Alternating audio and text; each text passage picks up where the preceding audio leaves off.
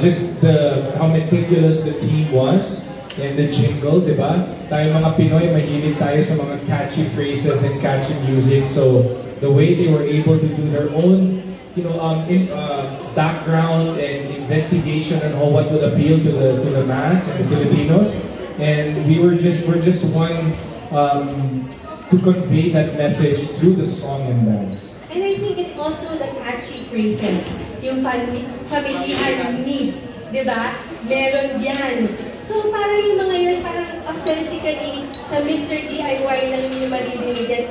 They own it. And of course, ito yung sulit, di ba? Double meaning, sulit at ulit tayo. Di ba? So ang ganda, very memorable. Maski kami, nung nabasa namin yung jingle at saka yung ad, parang tuwang-tuwa kami. Grabe, these are words that specifically coined by Mr. DIY.